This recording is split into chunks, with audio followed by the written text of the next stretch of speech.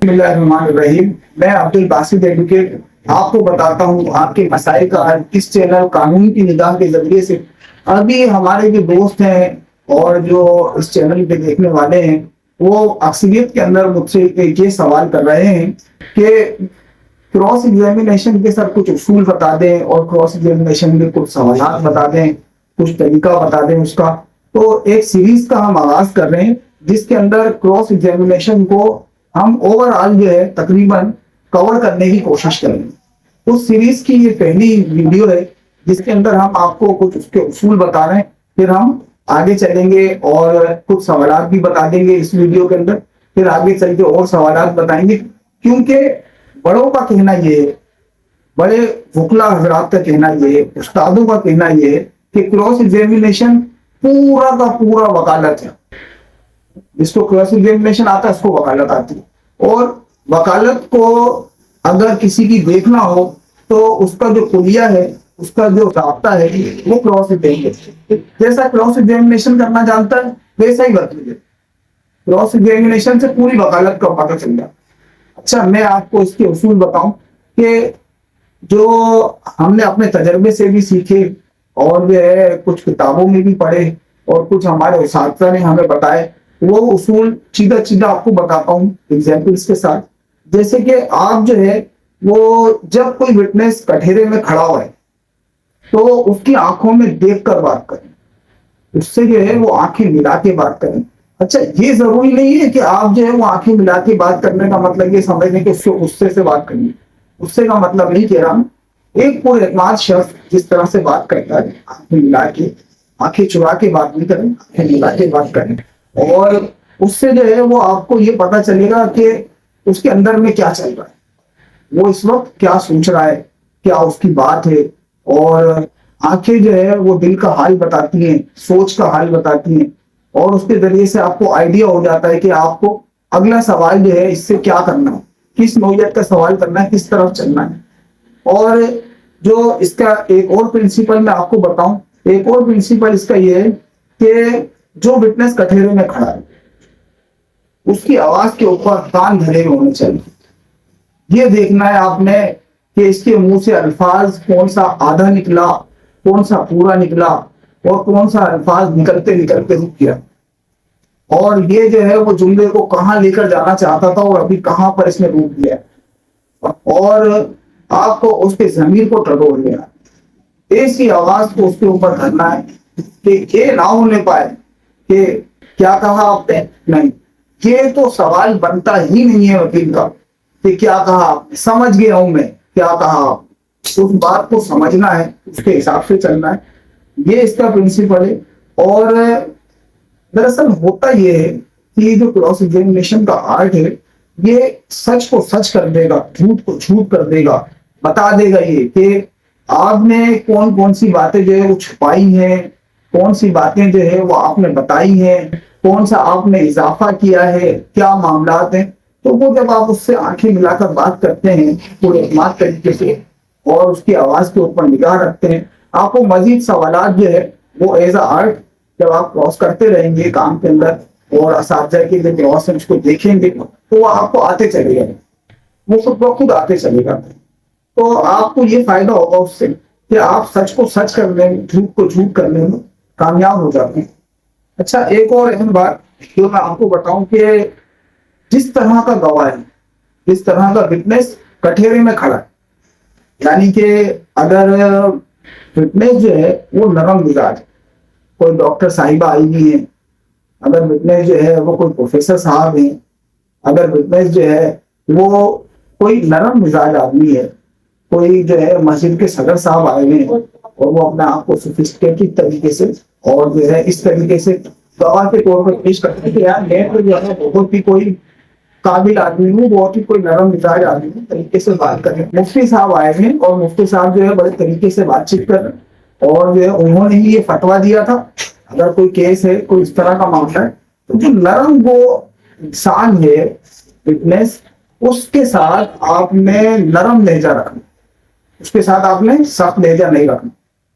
अच्छा, और जो सख्त मिजाज आदमी है, गजदार आवाज है, चौधरी साहब की, वडेरे साहब आके खड़े हैं इलाका एसएचओ को एग्जामिन कर रहा हूं, मैं क्रॉस करने के लिए खड़ा हूं, और कोई बहुत ही बड़ा पॉलिटिकल आदमी है, उसकी गर्दन के अंदर सरिया है, तो आपने उसको क्रॉस उसी तरीके से करना, गर्जदार आवाज के साथ, उस तरह से क्रॉस करना है जिस तरह का वो आदमी है।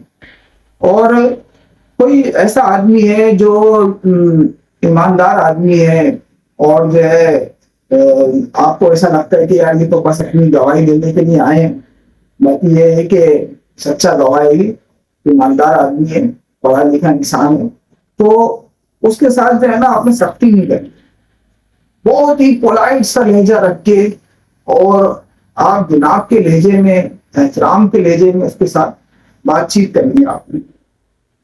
हाँ, अगर गवाह बदमाश टाइप का हो तो फिर बदमाशी का स्टाइल है, मकसद बदमाशी का अबे तू करके नहीं, उसका फिर वो जो तरीकेकार होता है उस तरीके की बात करके, उस हिसाब से बात करके, सवालों को मैनेज उस हिसाब से करा जाए कि बात जो है वो उसको ऐसी लगे कि यार ये जो है ना वो मेरे ही दिमाग का आदमी बन रहा है, ये जो है वो मेरे हिसाब से सेट आ रहा है, तो वो आपके अंदर जो है वो ये समझेगा कि हमारा जो है वो पर्सनल टच है, और उससे आपको साइकोलॉजिकली जो इम्पैक्ट पड़ते हैं उससे आपको फायदा हो।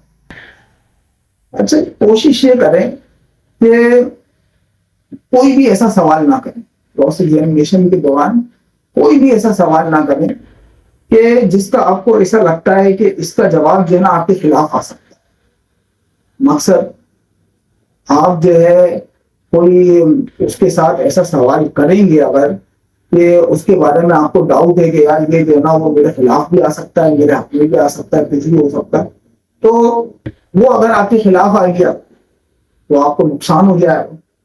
तो बेहतर ये है कि जिस स्टेज पे खड़ी है कहानी उस पर स्टेज पे खड़ी है, ऐसा सवाल आप ना करें तो बेहतर है।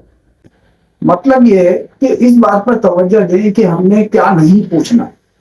कोई ऐसा सवाल रुकने से हमने नहीं पूछना होता है कि जिस सवाल के पूछने से हमारे ऊपर कोई परेशानी लाक हो जाएगी, हम जो है वो खुद मुलजिम बन जाएंगे, या हमारा सिविल सूट जो है वो डैमेज हो जाएगा, या हमारा डिफेंस खराब हो जाएगा। तो ऐसा सवाल जो है वो आपने नहीं पूछना होता, और इस बात पर ज्यादा तवज्जो देंगे। जो पूछना है उस पर कम तवज्जो, और जो नहीं पूछना है उस पर ज्यादा तवज्जो देंगे। ये क्रॉस एग्जामिनेशन का मेन उसूल। इसके अलावा मैं अपने साथियों को एक अहम उसूल ये बताता चलूं कि कुछ सवालात होते हैं जो जूम आना होते हैं, ये उसके दो मायने लिखे जा सकते हैं। इसको ऐसे भी देखा जा सकता है, इसको ऐसे भी देखा जा सकता है, और इसका मतलब ये भी लिया जा सकता है और ये भी लिया जा सकता है। तो आप ये कोशिश ना करें कि आप गवाह को जो है वो घुमा रहे हैं और जूम आने सवालात करके जो है वो उससे कोई ऐसी चीज निकलवाने की कोशिश करें, नहीं, जूम आने सवालात ना करें, उससे जो है वो आपको केस के अंदर नुकसान हो जाएगा। ये इसका प्रिंसिपल है। आपने जूम आने सवालात नहीं करने। जूम आने सवाल मतलब कोई ऐसा सवाल नहीं करना जिसके दो मायने निकलते, ऐसा कोई सवाल नहीं। वो सवाल करना है जो डायरेक्ट क्लियर कट मतलब जाहिर करता हो, ऐसा सवाल हमने करना है, जूम आने सवाल नहीं करना। और जिस वक्त आप विटनेस को क्रॉस करने के लिए खड़े हैं तो अपने हवास को काबू रखना। साथी जो है वो क्रॉस करते हुए मैं कोर्स के अंदर देखता हूँ, इतना तजुर्बा हो गया हमारा कि साथी जो है वो क्रॉस कर रहे होते हैं और अपने हवास पे काबू भी रख पा रहे होते हैं माजरत के साथ, और गुस्सा हो जाते हैं, नाराजगी का इजहार करते हैं, और जो है वो दूसरी किस्म की कोई बात करते हैं, थ्रेड जैसी बातें करते हैं जो क्रॉस एग्जामिनेशन के उसूलों के खिलाफ।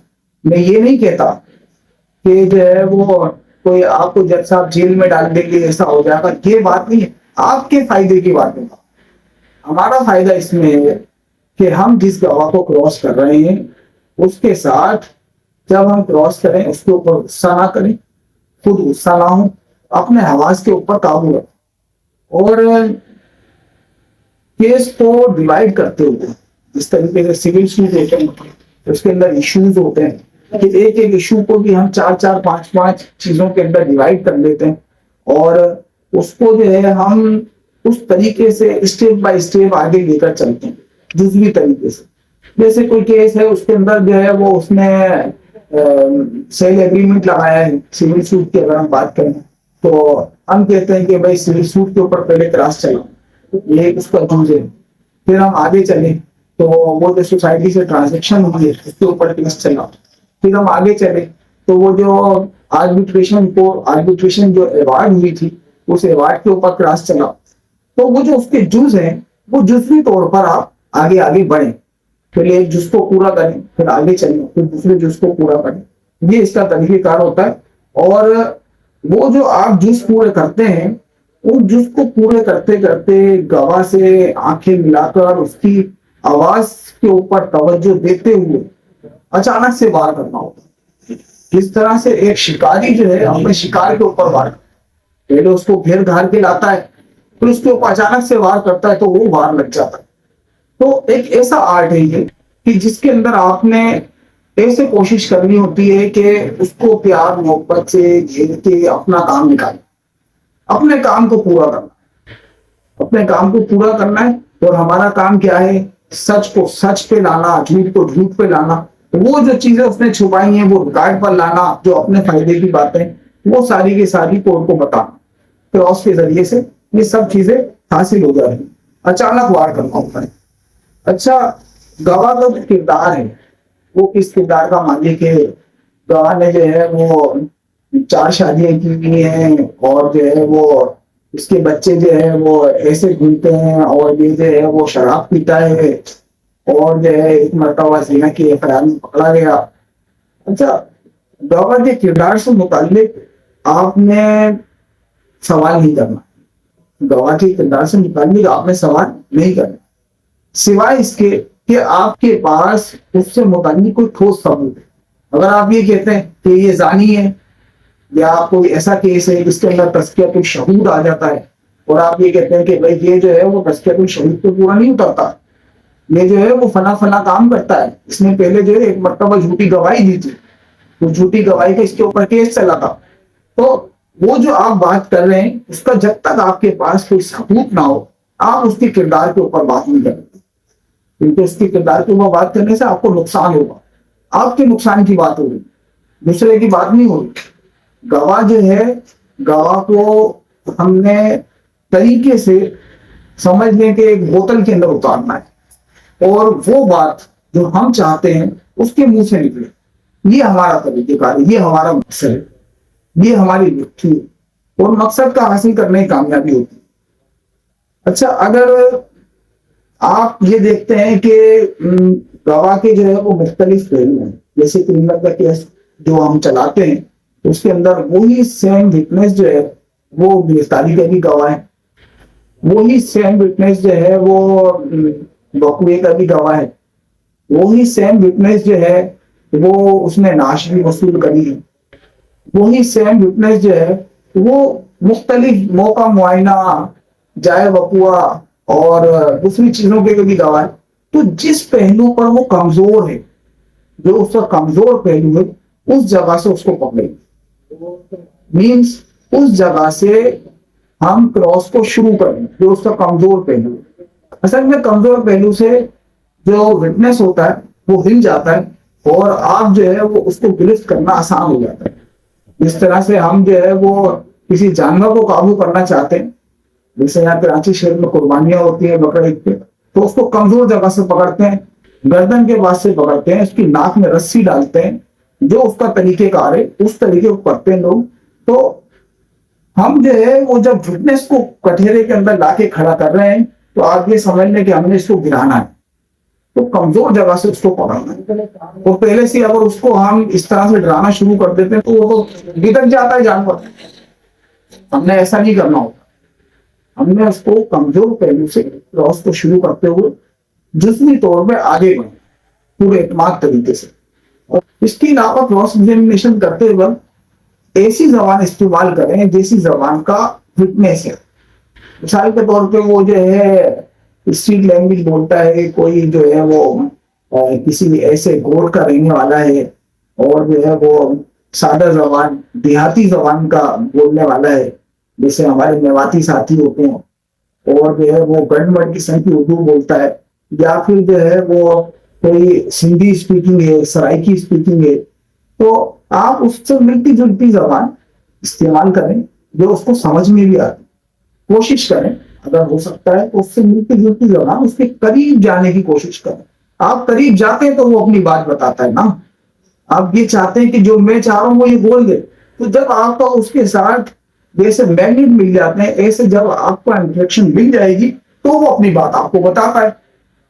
तो आपको करना क्या है कि उसको करीब लाने के लिए उसकी जबान इस्तेमाल करें। जब कोई पढ़ा लिखा आदमी है, अपने आप को जरा टिप टाप करके आए हैं वो साहब, तो आप जो है वो उसके साथ इंग्लिश जबान बोलना जानता है, इंग्लिश जबान में बात करें और इस तरह से बात करें।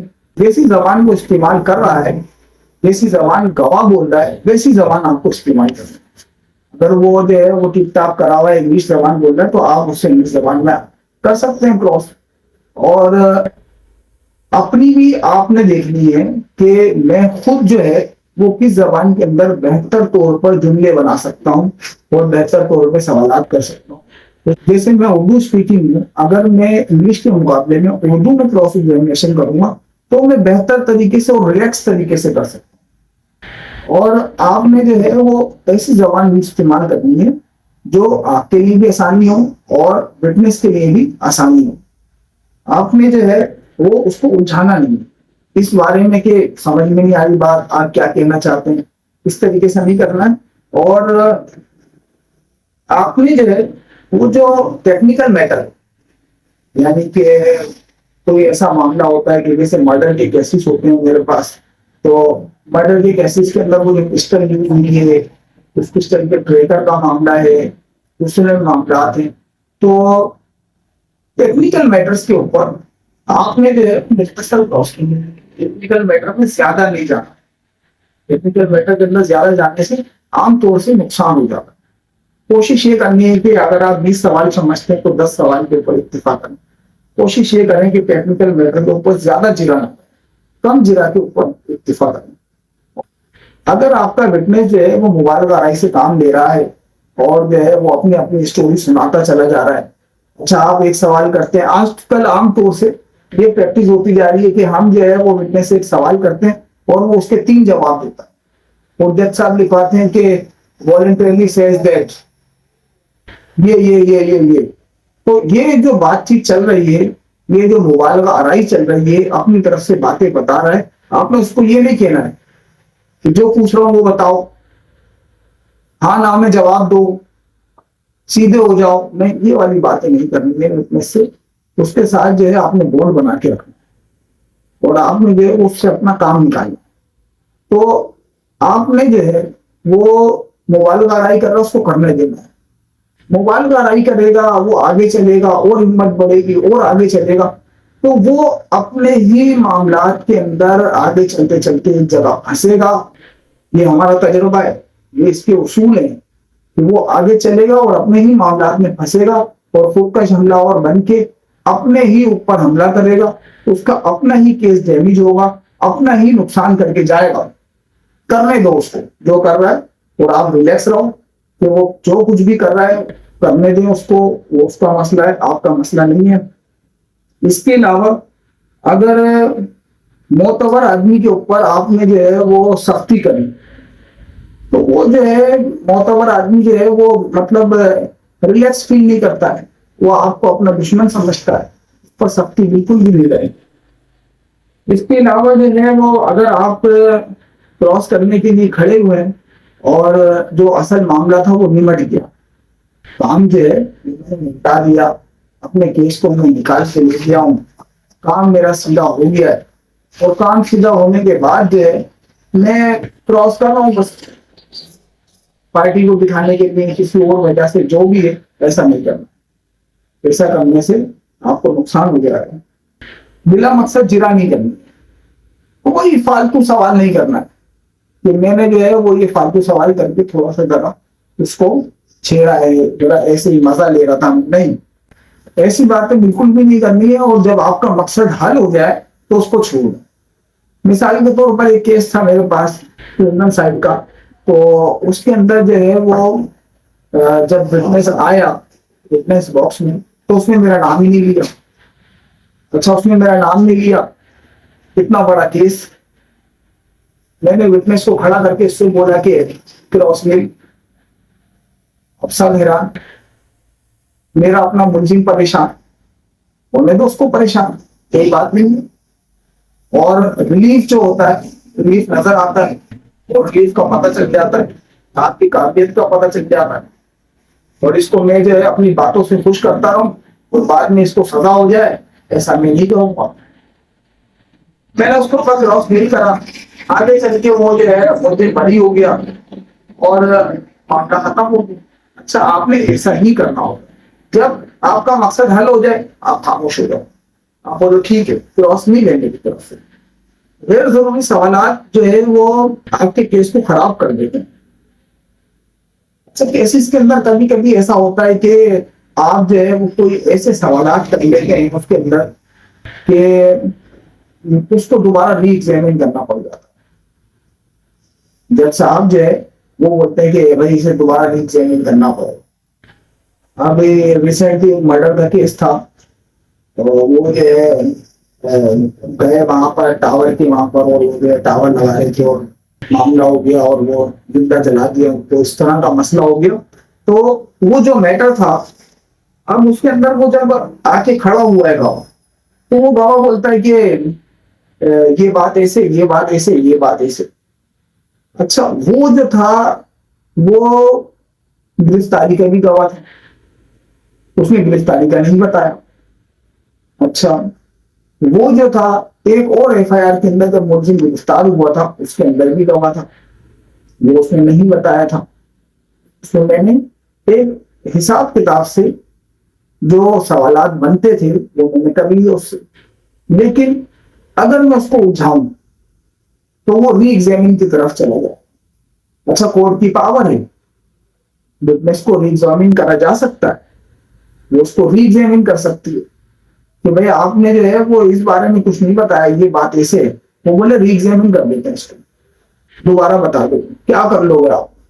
आपने कोई ऐसी बात नहीं करनी है कि जिसकी वजह से विटनेस को री एग्जामिन करना हो, बल्कि जब वो आपके हाथ लगे तो उसको काट पीट के बोटियां बना के भेजनी है, बस निपटा देना है उसको री एग्जामिन की तरफ नहीं लेकर जाना। ये इसका गोल्डन प्रिंसिपल है। अपने तजर्बे की रोशनी में बता रहा हूँ आपको, किताबों की रोशनी में बता रहा हूँ। अच्छा, आगे अगर हम चलते हैं तो आपको जो है वो एक और अहम बात बताऊं कि जो विटनेस कठघरे में आता है उसके बारे में ज्यादा तवक्को नहीं रखें। ये नहीं रखिए कि आज जो विटनेस आया है आज तो बस मैं ऐसा कर दूंगा और ये विटनेस जो है वो बेवकूफ लग रहा है मुझे और ये बात ऐसी है और इसकी तो ऐसी की तैसी। उससे ज्यादा गवाह से आप तवक्को नहीं रखें और अपनी मेहनत के ऊपर तवज्जो रखें, आपका काम हो जाएगा। आप अपने काम पर तवज्जो रखें, उससे ज्यादा तवक्को नहीं रखें। तवक्को रखने से क्या होता है, आपके एक्सप्रेशंस चेंज हो जाते हैं, आपके मामला चेंज हो जाते हैं। उसको गवाह को कमजोर नहीं समझे, उसको कमजोर समझने से आपको नुकसान होगा।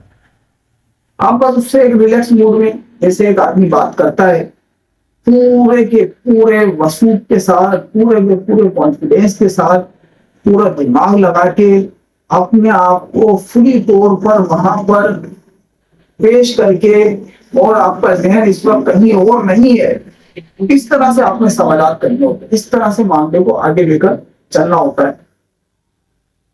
अगर कोई नागवार बात हो जाए तो आप जाहिर होने नहीं कि ये जो है वो बात नागवार है और इससे जो है वो मुझे नुकसान हो गया है और मेरा जो है वो बहुत बड़ा नुकसान हो गया और ये जो है वो ऐसी नागवार बात इसने कर दी है, अब इससे तो जो है वो मुझे केस के अंदर बड़ा नुकसान हो जाएगा। ये अपने एक्सप्रेशन से जाहिर नहीं करना हो जाता है, केस का हिस्सा है। कभी कोई ऐसी बात जो तो नहीं होती है वो सामने वाला विटनेस बोल देता है, आप उसको छोड़ के आगे चलें।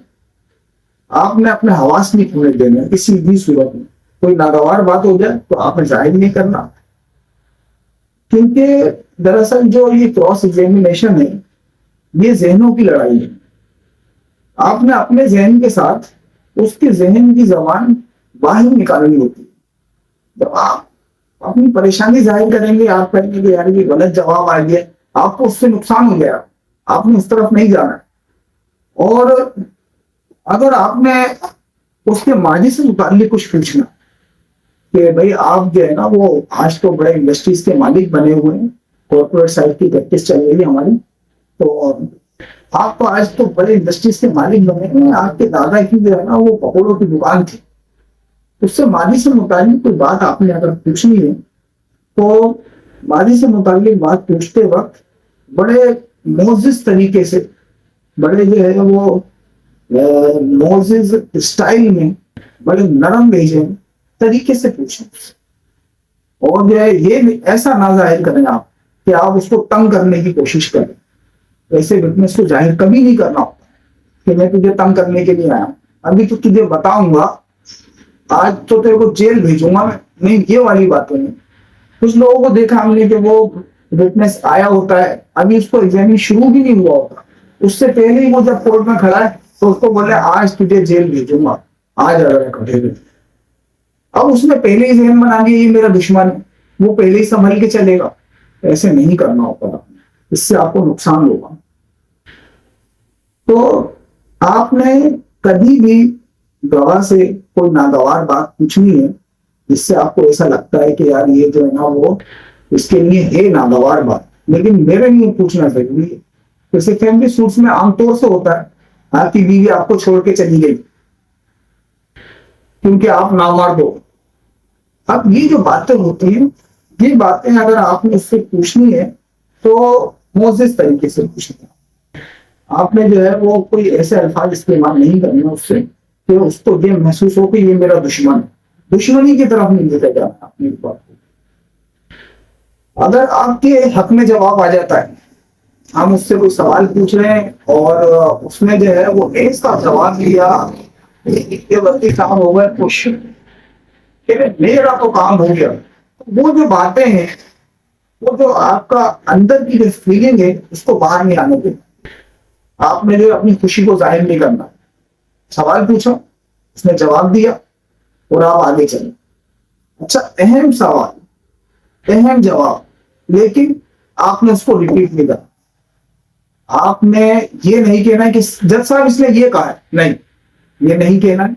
जो आपने पूछा, जो उसने जवाब दिया, आपके कान उसकी तरफ थे, अभी जज साहब लिखवा रहे हैं, वो लिखवा रहे हैं, आप उसकी तरफ तवज्जो दें कि वो क्या लिखवा रहा है, उसने जवाब सही लिखवाया नहीं लिखवाया, आप चलो जज को तो बता दें कि सर ये जो है वो इस तरह से, वो आप लिखवा दें। लेकिन जो है वो जो जवाब आपके हक में जो आ जाए आप उसको बार बार रिपीट नहीं करें। इस तरीके से खास तौर से रिपीट ना करें कि ये बोल दिया इसने, ऐसे नहीं रिपीट करना है आपने, इससे आपको बहुत ज्यादा नुकसान हो सकता है। उसका जो आपको फायदा हासिल करना होता है ना, वो दोबारा आर्गूमेंट्स हासिल करना। जब आर्गूमेंट्स का टाइम आएगा तो वो जो आपके हक में उसने जवाब दिया था उसका आपको फायदा हो जाएगा, तो आप उस टाइम पर हासिल करें। अगर कोई ऐसा सवाल है, जैसे आमतौर से मैं जो रैंक केसेस चलाता हूँ उसके अंदर कोई अगर कोई ऐसा डिफेंस होता है वकील साहब का कि भाई ये जो दुकान है ये इस मकान के अंदर वाकई नहीं है और ये जो है वो इस नक्शे से बाहर है, बहुत अहम सवाल है उनकी नजर में। अच्छा, विटनेस जो है वो उसका जवाब नहीं दे रहा, वो बोला मुझे मालूम नहीं। अच्छा, आपने जो है वो उसके ऊपर ज्यादा जोर नहीं देना। आपने ये नहीं करना है कि बार बार उसको उस सवाल के ऊपर जोर दे रहे, पहले ऐसे घुमा के पूछा, फिर ऐसे घुमा के पूछा, फिर उल्टा करके, फिर सीधा करके, ऐसे नहीं।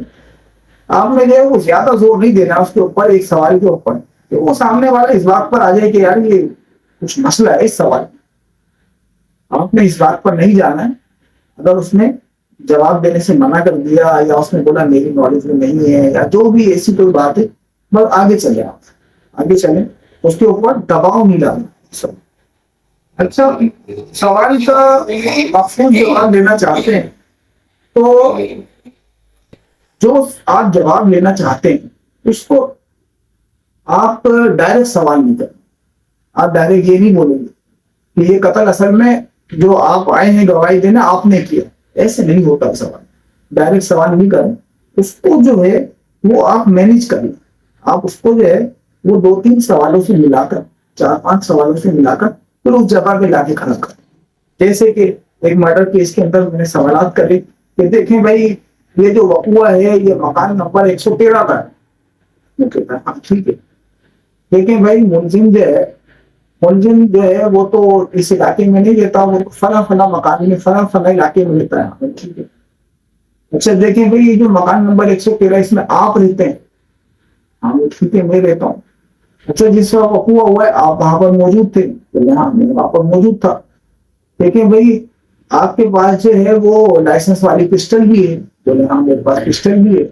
आपने जो है वो उसका लाइसेंस या कोई नंबर या कोई ऐसी चीज कोर्ट में पेश नहीं की है। अच्छा, हम उसको घुमा के सेट करके उस जगह पे लेकर आ रहे हैं कि जिस जगह पे लाके हम उसको बोलेंगे कि ये मर्डर आपने किया। उसको घुमा के लाते हैं, उसको डायरेक्ट सवाल नहीं करा जाता।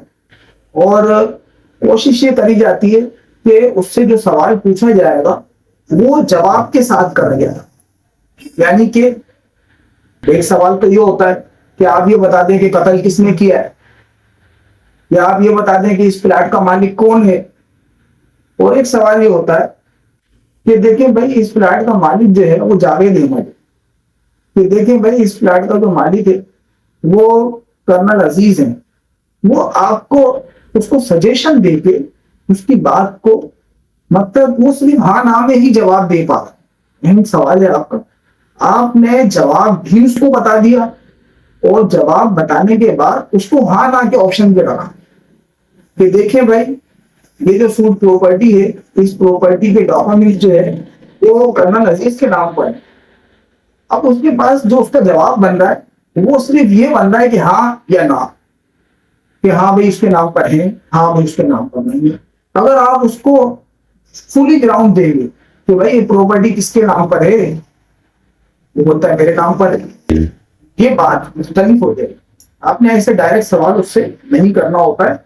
और अगर वो जो कुछ भी जवाब दे रहा है, मिसाल के तौर पे आज मैंने क्रॉस एग्जामिनेशन चलाया तो अलॉटमेंट के ऊपर वो जो उसका CNIC नंबर लिखा हुआ था, वो गवाह साहब कहते हैं हमारे मोहसिन साहब के नहीं, इसके ऊपर जो है वो ओवर राइटिंग नहीं है। अच्छा, मैंने कहा कि ये देखें, ये अलॉटमेंट के ऊपर आपकी जो है वो CNIC नंबर के अंदर ओवर राइटिंग है और ठीक है उसके अंदर, लेकिन वो कहता है कि इसके अंदर ओवर राइटिंग नहीं है।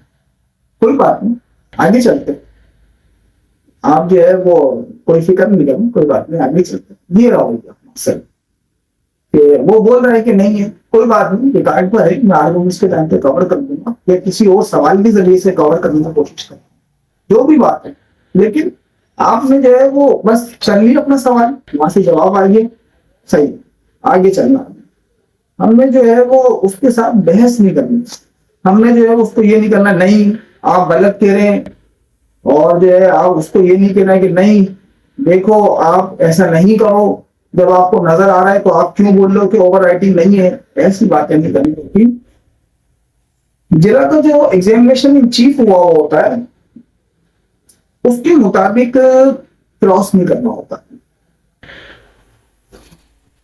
अच्छा, आप साथी ये बोलेंगे कि ये इतनी मुश्किल बात आप बता रहे हैं कि जो चीफ हुआ उसके मुताबिक जो है वो क्रॉस नहीं करना। चीफ तो उसने करवा दिया ना, उसने बता दिया ये बात ऐसे हुई, ये बात ऐसे हुई, ये बात ऐसे हुई, और हम वहां पर गए और जो है वो सील किया गया और ये किया गया, वो तो उसने बता दिया ना। अब उसी बात को दोबारा पूछ के हमने क्या करना है? आपने चीफ के मुताबिक क्रॉस नहीं करना है, आपने बात तो वो वाली पूछनी है जो उसने छुपाई ही है, वो वाली बात पूछनी है। कितने पार्सल थे?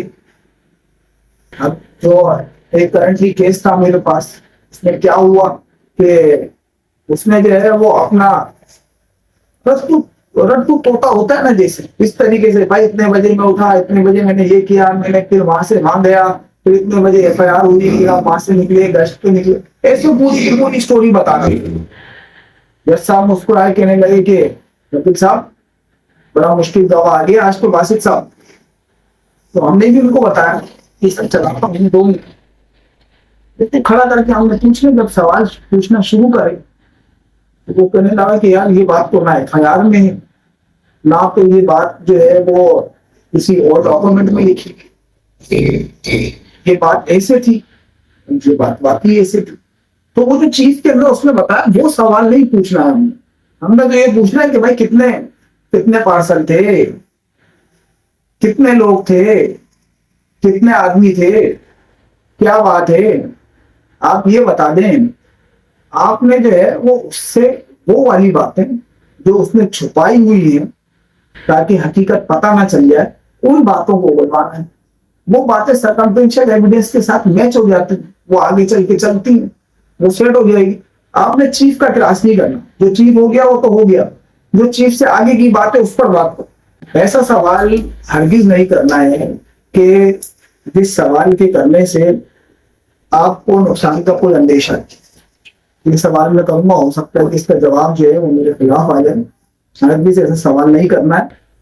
अगर सवाल से मुतालिक आप ये समझने से कासिर हो जाए, जैसे जूनियर वकला है हमारे देखने वाले साथी में सवाल भी पूछते हैं हमसे, तो अगर आप जो है वो क्रॉस एग्जामिनेशन के टाइम पर ये बात समझने से कासिर है कि यार ये सवाल मैं पूछूं या नहीं पूछूं, इस सवाल के पूछने से ना जाने फायदा होगा या नुकसान होगा, इस वक्त मुझे पता नहीं चल रहा है, तो आप उस सवाल को नहीं पूछो। हाँ और ना के अंदर ना बेहतर है कि आप नहीं पूछो, क्योंकि आप जो है वो अगर एडमिशन कर लेते हैं क्रिमिनल केस है या फिर जो है वो किसी वजह से आप कोई एडमिशन कर लेते हैं सिविल सूट है और जो है आपकी तरफ से कोई आपको नुकसान होता है, उससे बेहतर ये कि वो जिस कंडीशन पे खड़ा उससे अभी वहीं छोड़।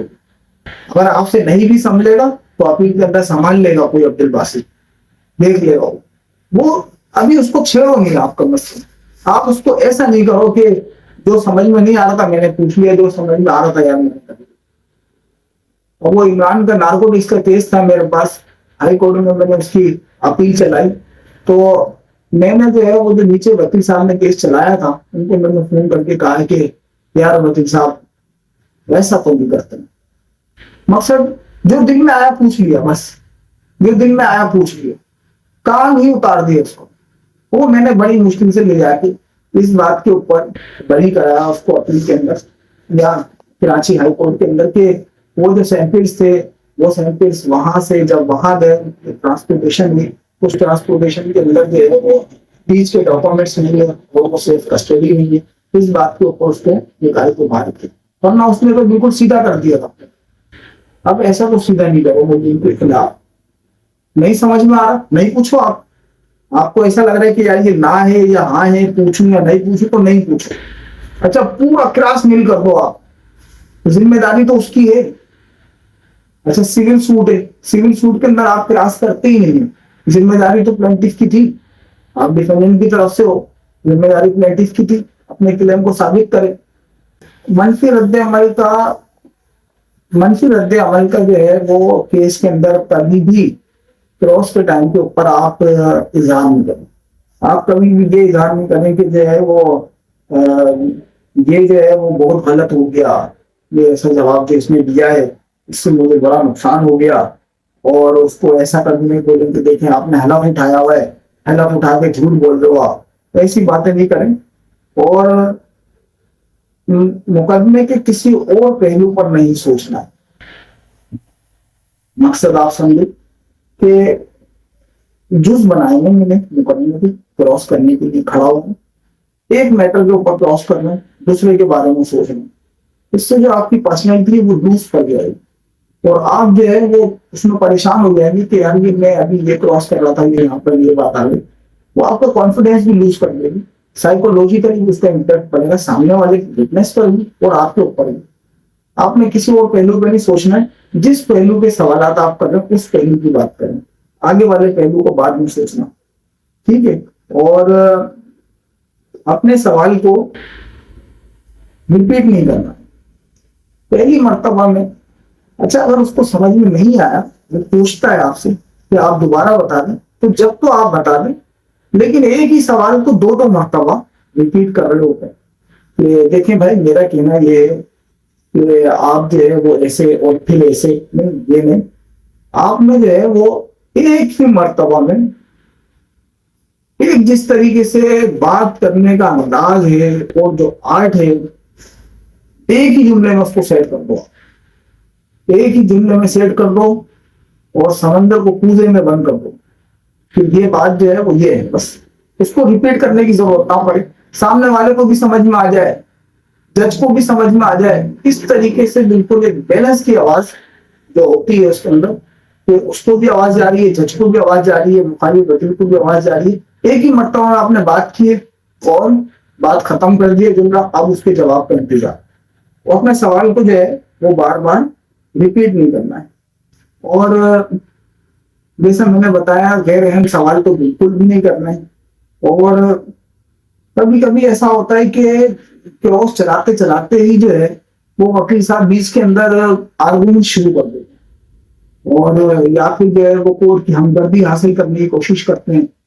जज साहिबान से बोलते हैं कि सर देखिए, आपने देखा, देखा आपने, बड़ा जुल्म हुआ है हमारे साथ। ये जो बातें हैं, ये जो उसकी आप हमदर्दी हासिल करने की कोशिश कर रहे हैं, ऐसा नहीं करना है। ये हमदर्दी के ऊपर नहीं चल रही है कोर्ट, एविडेंस का टाइम है, क्रॉस है, क्रॉस पे चलाओ, मेरिट पे चलाओ, हमदर्दी की बुनियाद पर नहीं चल रही है। जज क्या समझता है, मैं क्या सोचता हूँ, ये बातें छोड़ दो। आप जो है मेरिट की बात करो और एविडेंस की बात करो, शहादतों की बात करो, और उसके हिसाब से केस पे चलो बस।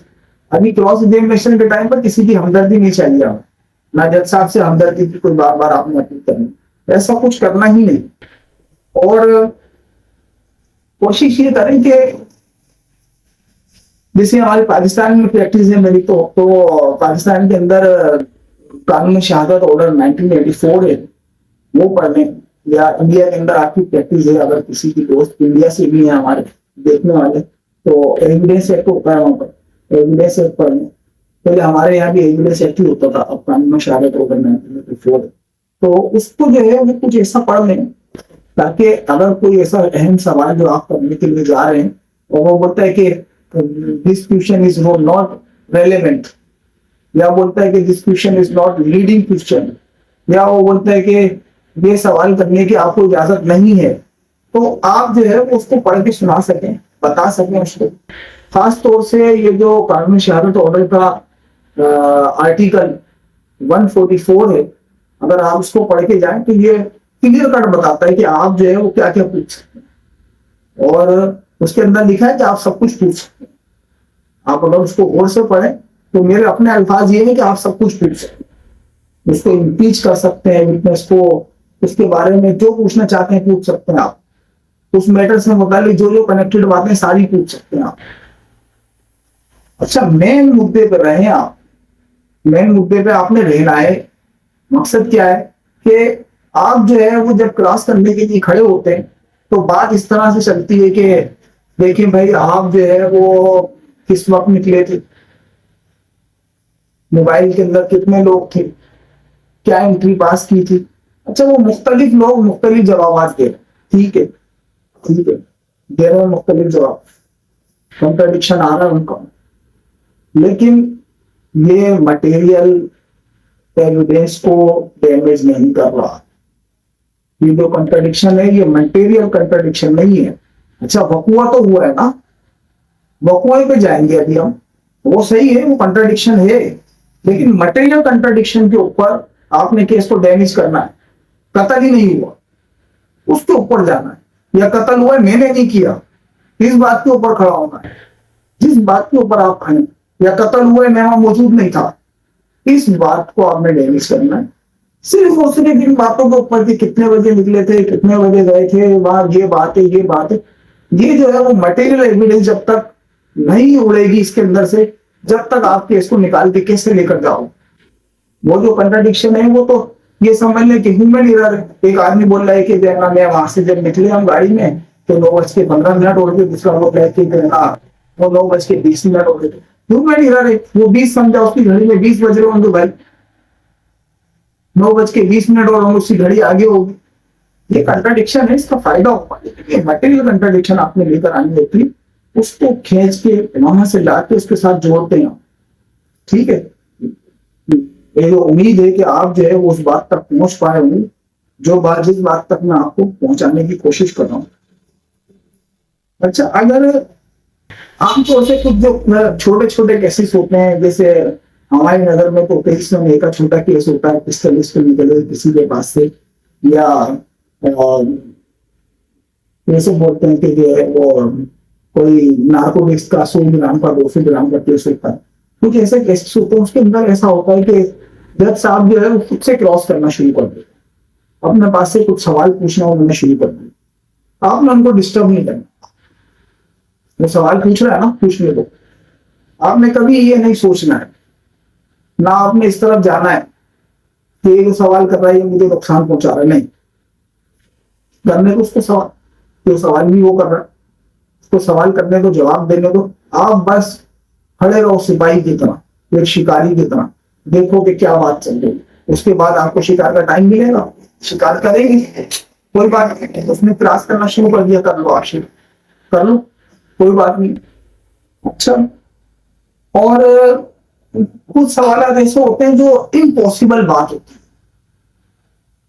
लोग कर रहे होते हैं क्रॉस एग्जामिनेशन के अंदर, हो ही नहीं सकता कि भाई जहाज को पत्थर मार के गिरा दिए, ऐसी बातें नहीं करो आप। कोई जो है वो जो जेन्युइननेस की बातें वो बातें करो। 1870 के अंदर जो औरत मर गई थी, मैं उसका मुंह बोला बेटा हूं, तो भाई 2024 चल रहा है। तो ये जो ऐसी इम्पॉसिबल बातें होती हैं, इम्पॉसिबल बातों की तरफ आपको नहीं जाना है कि ये बात इस तरह से होगी। अगर आप इम्पॉसिबल बातों की तरफ जाएंगे, आप अपने केस को डैमेज कर देंगे। अपने केस को डैमेज नहीं करना होता है। गवाह जो भी शहादत दे रहा है, वो कुछ भी बोल रहा है, आपने उस पर रिमार्क्स नहीं देने। आपने ये नहीं करना है कि यार अब आया हूं पहाड़ के नीचे, नहीं, आपने ये नहीं करना है। आपने कोई रिमार्क्स नहीं देने। मैंने सवाल पूछा, आपने जवाब दिया, आगे चल। मैंने सवाल पूछा, आपने जवाब दिया, आगे चल। ये जो है वो आपने कोई इस किस्म की हरकत उसके अंदर नहीं करनी होती।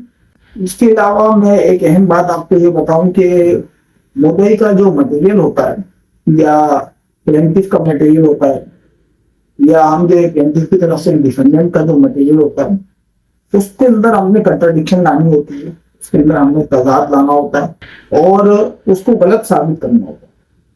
हमें ये बताना होता है कि ये जो आपने डॉक्यूमेंट्स लगाए हैं, ये जो है वो अटेस्टेड नहीं है, ये जो आपने पावर ऑफ अटॉर्नी लगाई ये रजिस्टर्ड नहीं है, इसके अंदर जो है वो नाम गलत लिखा हुआ है। जैसे मैंने आज एक केस चलाया, उसके अंदर अमीना लिखा हुआ है और जो है सेल एग्रीमेंट के अंदर आमना लिखा हुआ है। ये जो भी बातें होती हैं, इन बातों को आपने लेकर आना होता है। उसके अंदर सिनाइसी नंबर अलग लिखा हुआ है, सेल एग्रीमेंट में अलॉटमेंट के अंदर अलग लिखा हुआ है, ट्रांसफर में अलग लिखा हुआ है, कोटेशन में अलग लिखा हुआ है। जो भी बात होती है वो हमने उसको डैमेज करने के लिए वो जो तजाद होता है वो रिकॉर्ड पर लाना होता है।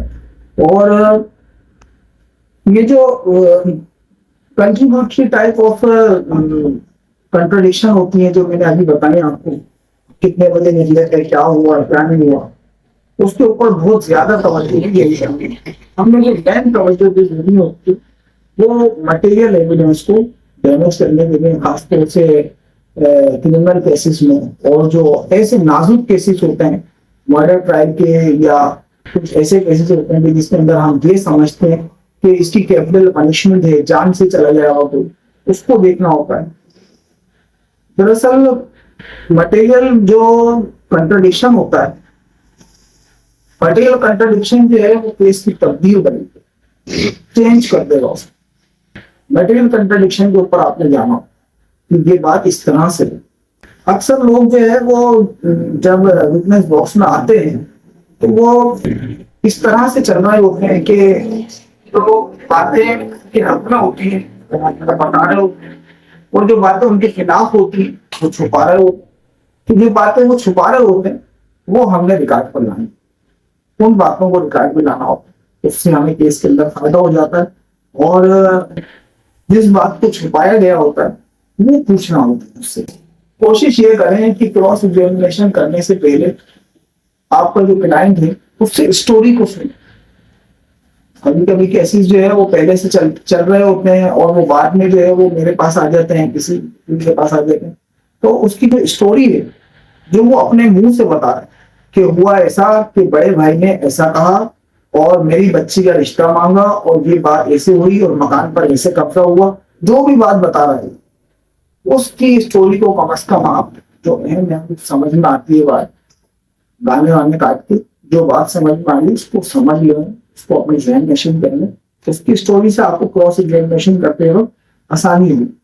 खासतौर से जो आप उसको सजेशन करते हैं उसमें बहुत आसानी होगी आपको। जो आप क्रिमिनल केस में डिफेंस बनाते हैं उसमें बहुत आसानी होगी आपको, या जो सिविल सूट के अंदर आप जो क्रॉस कर रहे हैं उसमें आसानी होगी आपको। साइको को समझने में आसानी होगी आपको, गवाह की साइको क्या है। और केस फाइल के अंदर जो अहम अहम बातें हैं उसको हाईलाइट कर लें। वैसे तो आपको जो है वो केस फाइल जो है वो पूरी फिंगर टिप्स पर होनी चाहिए कि इसके अंदर ये बात ऐसे, ये बात फलानी जगह लिखी है, ये बात फलानी जगह लिखी है, इस पेज पर लिखी है। अगर कुछ मुश्किल होती है, कोई परेशानी होती है, तो बेशक उसका एक इंडेक्स बना लें और उसके अंदर लिख लें कि ये बात इस तरह से इस जगह पर लिखी है और ये बातें जो है उस तरह से, ताकि कोई परेशानी नहीं हो। सवाल जो भी आप करें उसका जो है वो तकरीबन 90% आपको अंदाजा होना चाहिए कि इसका जवाब क्या है। और जो ऐसा सवाल है कि आपको लगता है कि इसका जवाब पता नहीं क्या है, तो कोशिश करें कि वो सवाल ना करें, वो आपको नुकसान पहुंचाए। इसके अंदर जो है वो इस बात का बहुत ज्यादा ख्याल रखें कि इस बात को साबित करने का बर्डन किसके ऊपर है। सिविल सूट्स के अंदर बर्डन ऑफ प्रूफ जो है वो कानून शहादत के अंदर उसको बहुत गौर से पढ़ें। उसके अंदर सारी तफसील लिखी होती है कि जो है वो बर्डन ऑफ प्रूफ कब शिफ्ट हो जाता है और किसके ऊपर होता है और क्या बात है। उस हिसाब किताब से जिसके ऊपर बर्डन आ रहा है उसको देखें। और सिविल सूट्स के अंदर जो इश्यूज होते हैं उसको बहुत गौर से पढ़ें क्रॉस एग्जामिनेशन करने से पहले। और क्रिमिनल केसेस के अंदर जो चार्ज फ्रेम हुआ है, मकसद जब मेरे ऊपर चार्ज नहीं है, एफआईआर तो है लेकिन मेरे ऊपर जो चार्ज नहीं है उसका क्रॉस में कर रहा हूं। क्यों कर रहा हूं भाई? मैं जिसका वकील हूं, मैं जिस मुलजिम का वकील हूं, उसके ऊपर सिर्फ इल्जाम इतना है कि वो मेन मुलजिम के साथ खड़ा हुआ था। तो मैंने सिर्फ इस बात के ऊपर क्रॉस करना है कि भाई ये उसके साथ नहीं खड़ा हुआ था या इसने उसका साथ नहीं दिया, या सिर्फ अगर खड़ा हुआ था तो खड़ा हुआ होना कोई जुर्म नहीं है।